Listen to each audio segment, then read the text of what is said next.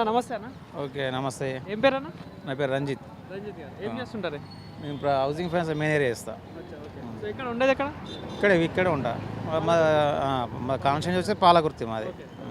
So ఎట్లుందన్న అంటే government ruling ఎట్లా ఉంది? గవర్నమెంట్ రూలింగ్ అంటే ప్రజెంట్ కాంగ్రెస్ గవర్నమెంట్ అన్నీ ప్రామిస్ చేసింది కానీ ఇది సక్సెస్ చేయలేదు వాస్తవంగా.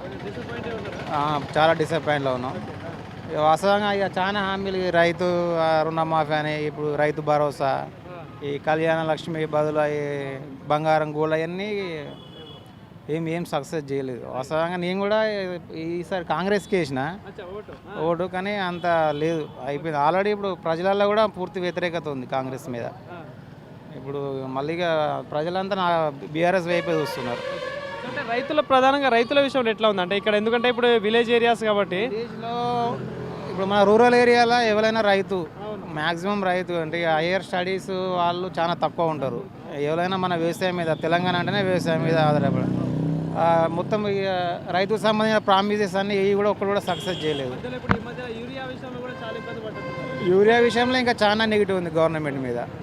అంటే ఒకటి యాప్ ఒకటి తీసుకొచ్చు, అది కరెక్టే అంటారా? యాప్ అంటే ఇప్పుడు విలేజ్ పర్పస్లో యాప్ వాళ్ళకి తెలియదు కదా.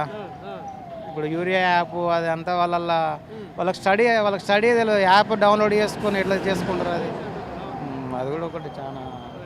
అంటే ఇక్కడ స్థానిక ఎమ్మెల్యే పాలన ఎట్లా అనిపిస్తూ ఉంది మరి? యశస్వి రెడ్డి గారు కావచ్చు. ఎమ్మెల్యే అంటే వాస్తవంగా ఎమ్మెల్యే అంటే ఓకే, ఎమ్మెల్యే ఓకే, కానీ ఇక్కడ గవర్నమెంట్ కరెక్ట్ లేదు.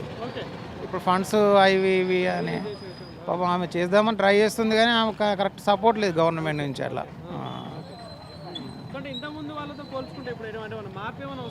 మార్పు ఏం లేదండి, సేమ్ అలానే ఉంది ప్రజెంట్. డెవలప్మెంట్ ఏం లేదు. విద్యాపరంగా వైద్యం పరంగా చూసుకున్న ప్రధానంగా ఇక్కడ ఎట్లా ఉంది అంటే పాలకుర్తి కాన్స్టిట్యూన్సీ మొత్తంలో చూసుకుంటే? ఇక పాలకుర్తి విద్యాపరంగా అంటే అప్పుడు సేమ్గా ఏం మార్పులు అయితే ఏం లేవాలి ప్రజెంట్, అంతే ఉన్నాయి. అంటే మున్సిపల్ ఎలక్షన్స్ వస్తూ ఉన్నాయి. సో ఎట్లా ఉండొచ్చు సార్ మీ కాన్స్టిట్యూన్సీలోనే తొర్రూరు మున్సిపాలిటీ ఉంది కదా, సో ఎట్లా ఉండొచ్చు మరి అక్కడ తీర్పు ఎట్లా ఉండదని గెస్ చేస్తూ ఉన్నారు? ఇది ఒకటి కాంగ్రెస్ అధికారంలో ఉంది. జస్ట్ ఏంటంటే కొంతమంది ఆలోచిస్తే కాంగ్రెస్కి వేయచ్చు, ఇక లేకపోతే ఎందుకంటే ఇప్పుడు మళ్ళీ గవర్నమెంట్ పవర్లో ఉంది కదా, దాని పరంగా గవర్నమెంట్కు ఛాయిస్ ఉంది. ఒకవేళ లేకపోతే ప్రాజెక్టు న్యూట్రల్ హోటల్స్ ఆలోచిస్తే మాత్రం బీఆర్ఎస్కు ఛాయిస్ ఉన్నది. పనులు కావాలంటే అధికార పార్టీకి వేసుకోవాలి. అవును. అంటే మీ అనలైజ్ ప్రకారం అంటే ప్రభుత్వ పాలనలో ఇంతకుముందు సీఎం పాలన ఎట్లా అనిపించింది, ఇప్పుడున్న సీఎం పాలన ఎట్లా? ఇప్పటితో పోల్చుకుంటే కేసీఆర్ గవర్నమెంటే బాగున్నది. సో మళ్ళీ రావాలని కోరుకుంటున్నారు?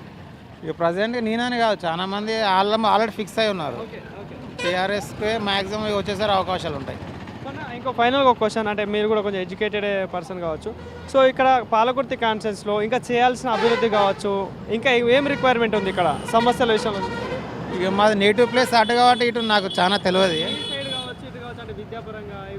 చాలా ఉన్నాయండి. ఇక ఏం ప్రజెంట్ అయితే ఇంతవరకు ఏంటి 2 years అయింది, 2.5 years ఏం డెవలప్ అయితే ఏం లేదు. అవసరం కాంగ్రెస్ గవర్నమెంట్ చేస్తుంది, కానీ మరి అనుకుంటే ఆల్రెడీ సగం అయిపోయింది కదా. 2 years అయిపోయింది. ఇక మ్యాక్సిమం నాకు తెలిసి ఇక కష్టమే. పథకాల విషయంలో ఫెయిల్ అయిందండి 100%. పథకాలు ఏం ఇప్పుడు ప్రజలకు ఏమొస్తున్నాయి పథకాలు చెప్పండి?